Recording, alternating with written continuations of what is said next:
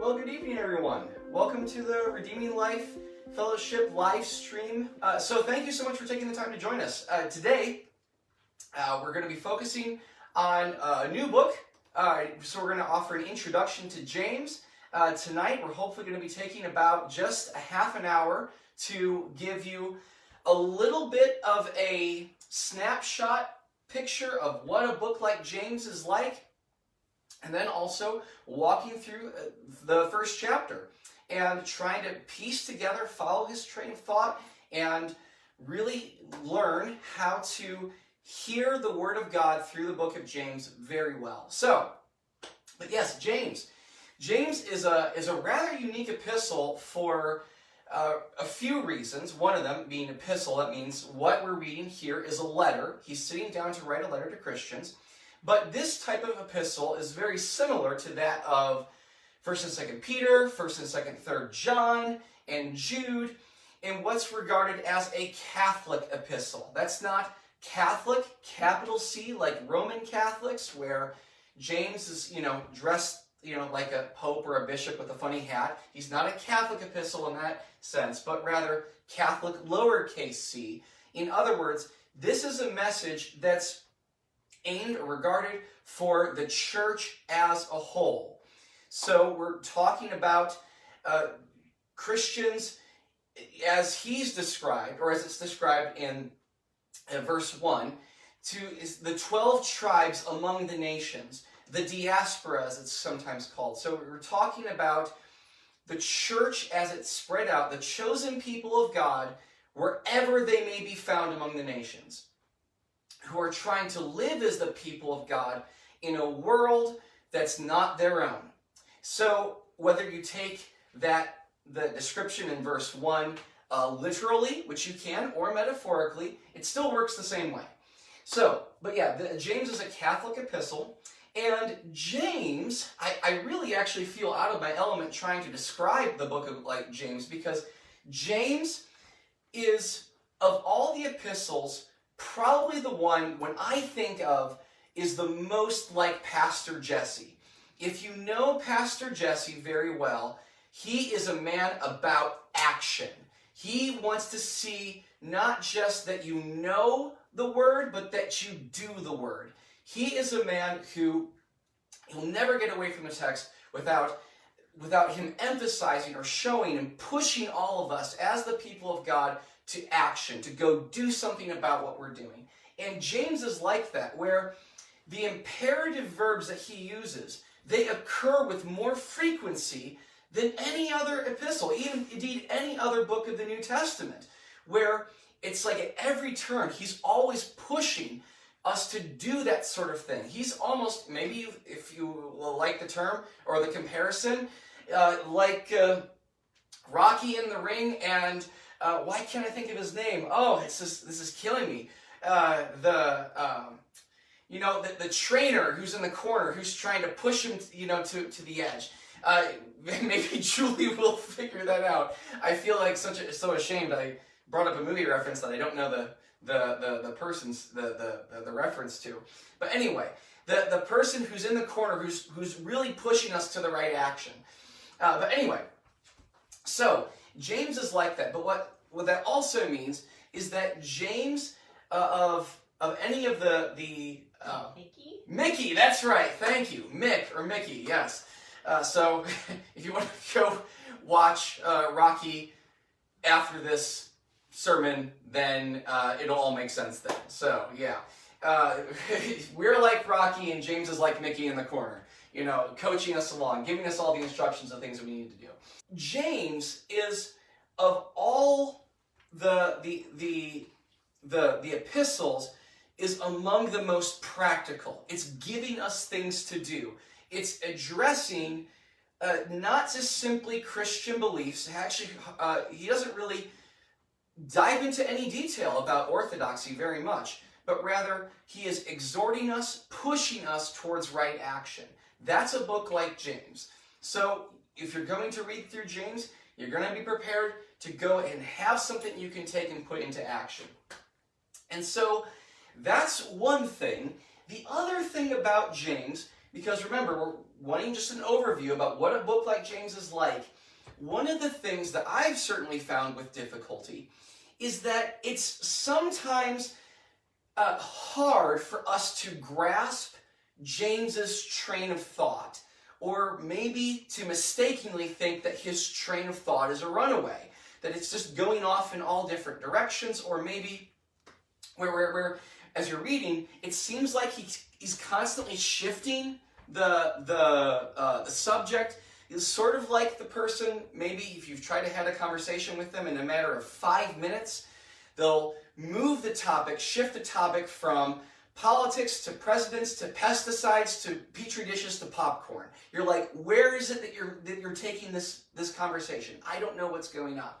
And even Martin Luther, one of the fathers of the Reformation, a very harsh critic of the book of James, in my opinion, he looked at James and looked as though that he took all of his message and somehow chaotically threw them together. So there's been, historically, some difficulty in saying, James, I'm trying to follow you where it is that you're taking us. And one of the things that I want us to do tonight is to give you at least something to hold on to that can help us make sense of how it is that James is putting his work together. And I want to do so not just simply for us to wrap our minds around how it is that he's putting it together, but because I think this frame of reference is actually important for us to be able to get at the heart of what James is saying. Are you with me? I hope you are. One of the things I want to offer to you, and granted, this is just something that I want to offer to you as means of a help. If it helps, great. If not, you can drop it. But, so here's where I want to go next. You're probably wondering why it is that we have this dynamite, this TNT that's at the top right next to James, which, do any of you know, what does TNT actually stand for? Any guesses? Don't use Google yet. It actually stands for a chemical compound called trinitrotoluene.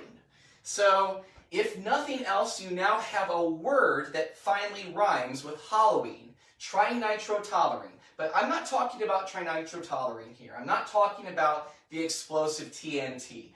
What I want to talk about with TNT is this: trials and temptations. You can say that with me: trials and temptations. And there's a reason why I bring this up. For one, the relationship between Christian life and trials and temptations is one of the most prominent features, one of the most prominent subjects that James deals with.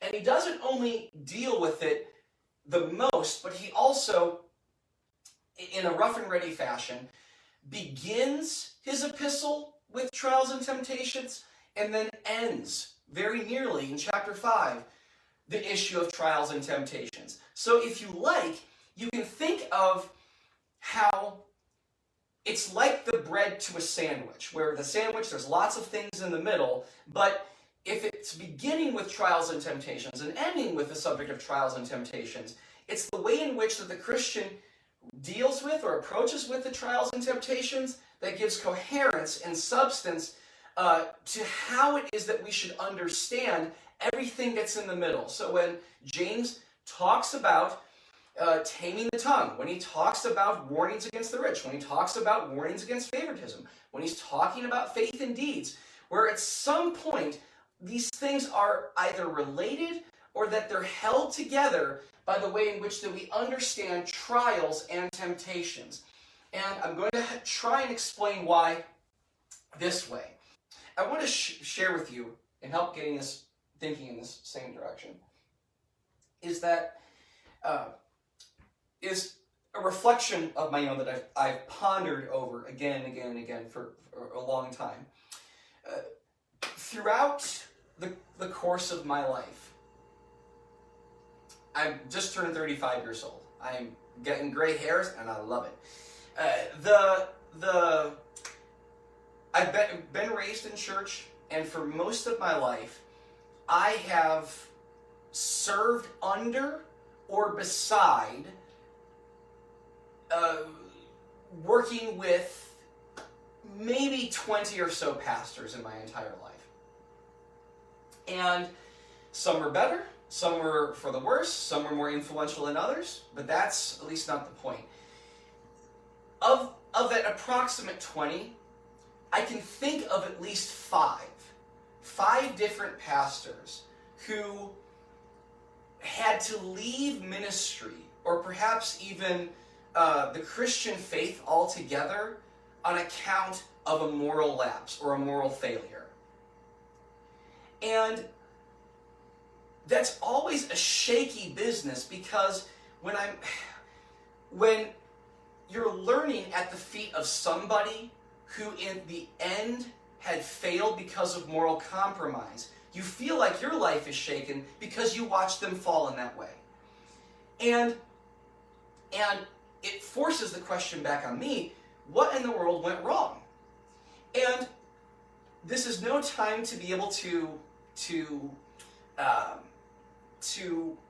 unpack in detail what the problems were, what led to their failures, is that in virtually every instance, the crisis, to my understanding, was never one of faith. It's not as though that they were wrestling with deep-seated doubts that they never came to terms with or handled well. It was never the issue with orthodoxy, but at some point or another led to orthopraxy. The problem that led to their downfall was not their faith, but their deeds. Where at some point they had their faith, but their deeds started moving out of step with their faith, to the point that their faith ended up destroying their deeds. And one of the issues that they had faced was that the misdeeds, the misconducts, the sin that entangled them was within the context of trials and temptations. So in other words, the trials and temptations came, and their deeds led to their downfall. And the point I want us to get at here and now, and to bear in mind throughout the book of James, is that, well, one, everybody is going to face trials and temptations. Even more so are we going to experience trials and temptations in the Christian life. Let me reassure you, if you're looking to the Christian life for something that is easy, something that makes you comfortable, something that serves to fulfill all of your wishes, then you're going to be very disappointed. That's not the Christian life. That there are trials and temptations that are, in fact, I would say, unique to the way in which folks, where we take the discipline of following Jesus Christ as his disciples seriously. Trials and temptations are going to come.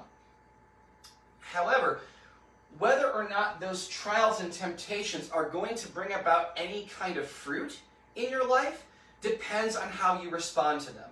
So that your deeds are such that they respond to the trials and temptations in our life that bring about the godly life, the fruitful life that God desires for us.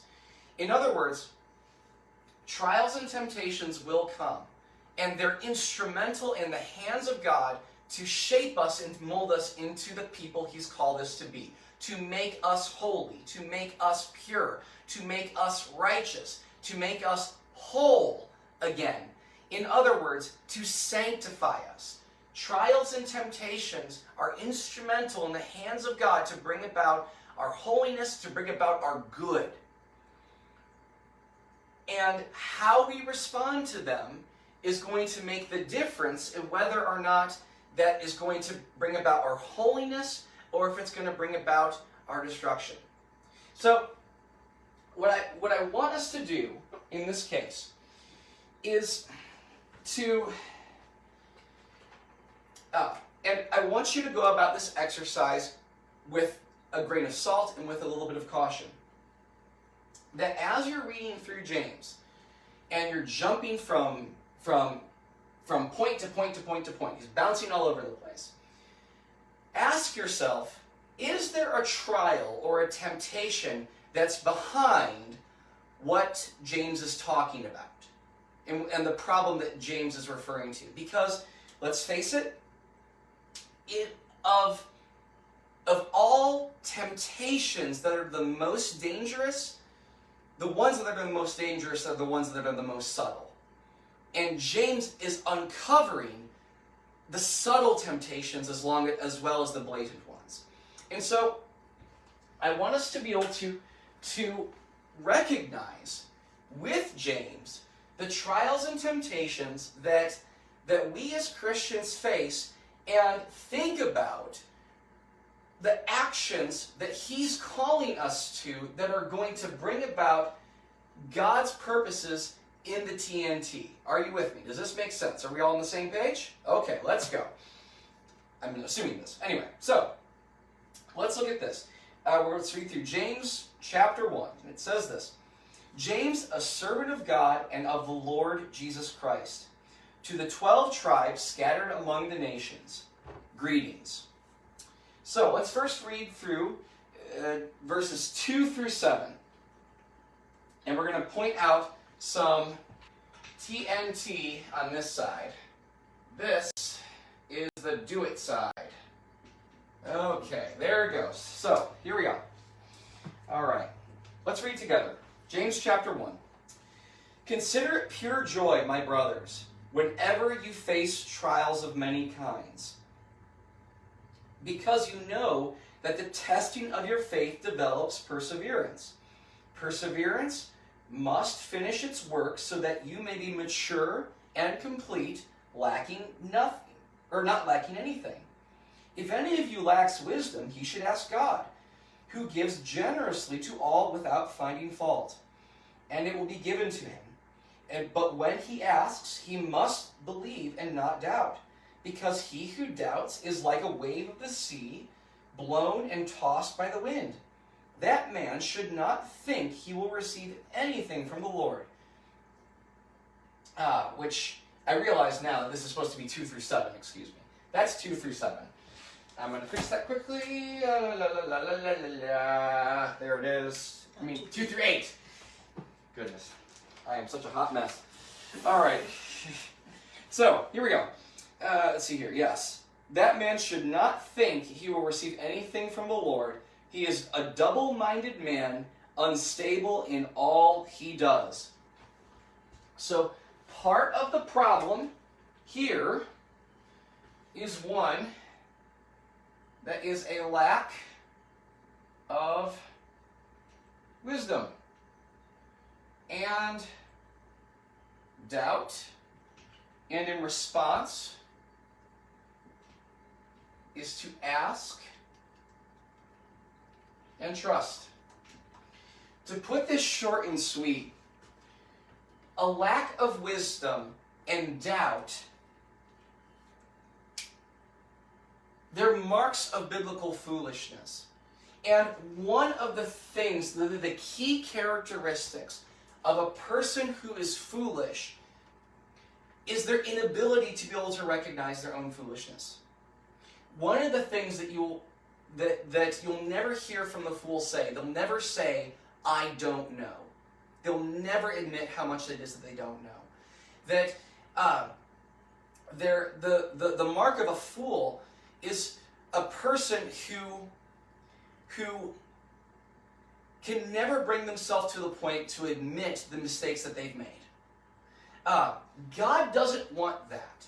But what he does want is the humility to be able to ask for wisdom that we recognize that we don't have.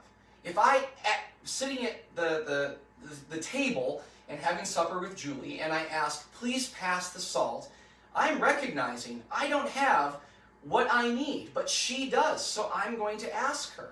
So it's in the midst of a trial and temptation, it's perfectly understandable to recognize that you don't know what to do. It's not a bad position to be in a place where you don't know what to do. But in that circumstance, ask God for wisdom, and He gives. God is a giver of wisdom.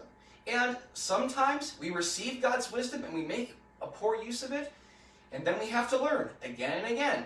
God, continue to show us wisdom, because at the very least, when you ask God for wisdom, you're putting yourself in a place of humility before God. If you're walking in a place of humility before God, you are on the right path. That is a good place to be in the midst of trials and temptations. So, let's continue. Verses 9 through 11.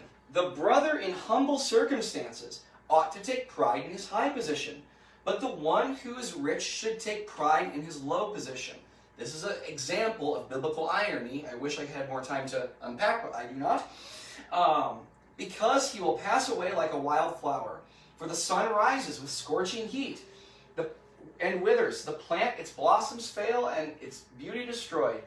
In the same way, the rich man will fade away even while he goes about his business. So there is a temptation towards wealth and the status that comes with it. Because with status comes power, and power comes security. But what do we have here instead? We have humility and contentment. Those are good places to be in the midst of trials and temptations. Let's continue. Verses 12 through 15. Blessed is the man who perseveres under trial, because when he has stood the test, he will receive the crown of life that God has promised to those who love him. When tempted, no one should say, God is tempting me, for God cannot be tempted by evil, nor does he tempt anyone. But each one is tempted when by his own evil desire he is dragged away and enticed. Then, after the desire has conceived, it gives birth to sin, and sin, when it is full grown, gives birth to death.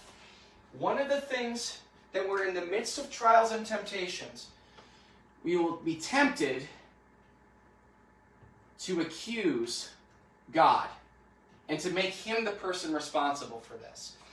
That we'll be tempted to say that God is testing us.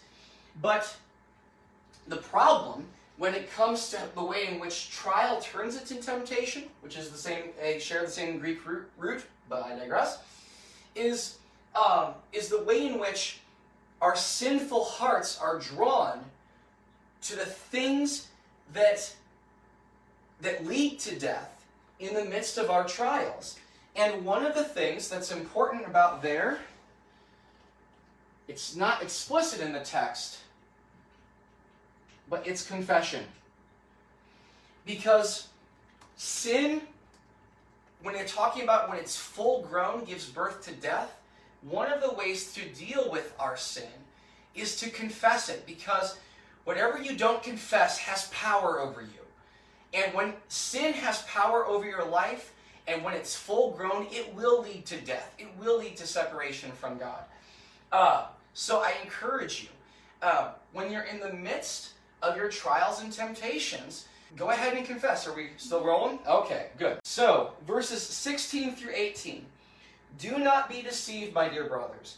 Every good and perfect gift is from above, coming down from the Father of heavenly lights, who does not change like shifting shadows. He chose to give us birth through the word of truth, that we might be a kind of first fruits of all he created. And here, what I want you to notice, that there is implicit a temptation towards pride of accomplishment. And the inverse is to recognize God's grace and to respond with gratitude. Pride of accomplishment and grace and gratitude. Because what does he say? Don't be deceived, my dear brothers. Every good and perfect gift is from above. It is always a temptation that we take the gifts of God and regard them as our own.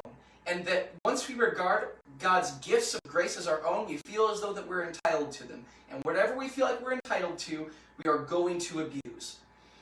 It unfortunately reminds me of the way in which, perhaps you know, or when the investigation came out under Dr. Ravi Zacharias and the reports of sexual abuse, that even at that stage of his life, he succumbed to the trial of rationalizing his sin by thinking that the world owed him something. And that led him to succumb to the temptations that are in there. But to respond, we don't take pride in our own accomplishments, but we turn our eyes towards God and recognize His grace and respond with gratitude.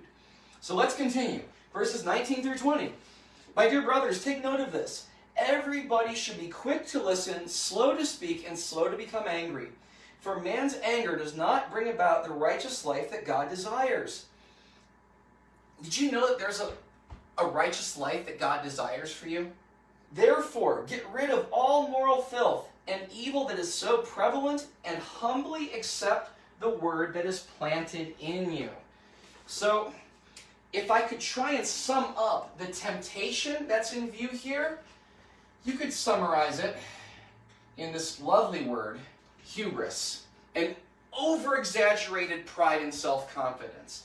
Because nobody will be, when you have hubris, you're always going to get angry when other people affront you. You're going to be quick to speak and you're going to be slow to listen. When this is the dominating feature in your life. And God doesn't want that, but rather what He wants for us is humility, and He wants us to be rid of moral filth. He wants us to be teachable. That to put away our hubris and to humble ourselves before God. That's at least one way to be able to continue or to respond in trials and tribulations.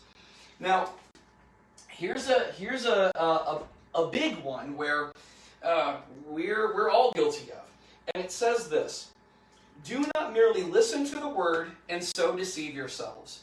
Do what it says. Anyone who listens to the word but does not do what it says, is like a man who looks at his face in the mirror and after looking at himself goes away and immediately forgets what he looks like. But the man who looks intently into the perfect law that gives freedom, that's the gospel he's talking about, and continues to do this, not forgetting what he has heard, but doing it, will be blessed in what he does. So in other words, the temptation that's being for all of us is to merely listen. Because we think that by merely listening, that's the thing that puts us in right standing before God. On the contrary, we have to do it. Doing what it says. And this is one of the best ways I think I can try and summarize this as a trial or a temptation. In our Christian life, the more often, try and pay attention to this, the more often we listen without acting, the less it will be possible for us to ever act. And in the long run, the less it will be possible for us to ever listen. The more often you listen without acting, the less we will ever be able to act. And in the long run, the less we will ever be able to listen. So when you listen, reinforce it with action. Don't merely listen to the Word of God, but do what it says. And lastly, verses 26 through 27. Yes. If anyone considers himself religious and yet does not keep a tight rein on his tongue, he deceives himself, and his religion is worthless. In other words, religion as a shorthand way of talking about all the things that we're doing and putting into practice that are acceptable in the sight of God. That's what he's referring to about religion. And it says, if anyone considers himself religious but can't keep a tight rein on his tongue, he deceives himself, and his religion is worthless. Religion that our God and Father accepts as pure and faultless is this: to look after orphans and widows in their distress. Those are the vulnerable he's talking about. And to keep oneself from being polluted by the world. The problem here? Loose lips. But how should we respond? We need to walk in compassion and purity. Compassion and purity. So, it was once said during the World War II that cheap talk costs lives. That if you're not careful with what you say, in the long run, your actions are going to falter. And it's so easy for all of us to think that if we talk enough about the right things, that those are the sorts of things that, because God hears them, that those are the things that make us acceptable to God. That's not the religion that God is looking for, but rather the religion that God accepts as pure and faultless is when our hearts are moved by compassion because of what we've seen in the light of the gospel and what God has done. That we become people who live the love that's reflected in the love that God shows towards us. That's real religion. And that purity, meaning that the world corrupted by sin and that is in active defiant rebellion against him, that even as we live in the world, we're not to be corrupted by the world. We're not to simply look at every single shifting cultural standard and say, I'm just going to abide with it because this is the thing that makes me safe. This is the way that I acclimate to my surroundings. This is the way that I blend in for my own safety and enjoyment and security. That's not what God calls us to. God calls you and I to indeed a holy life that is a life that of a people whose deeds are characteristic of the life and the love and the holiness of God. So I encourage you, as you're reading through James and we're meditating on what it is that he has to say, think about the TNT. Think about the trials and the temptations. And see in what ways James calls us to respond, to put to action the message of God's Word so that we can not be blown up by the TNT, but rather we're I don't know if there's a positive way to put the TNT. Diffuse it. Diffuse it, or rather let TNT blow up the stuff that it's not going to matter so that we'll hold fast to Christ, the cornerstone, the rock of ages. So that's the way I'm going with it. So thank you so much for your time. I'm so sorry I went a little bit over, but God bless you and keep you, and I hope I get to see you all here in person on Sunday. So God bless you, take care, and I'll see you next time.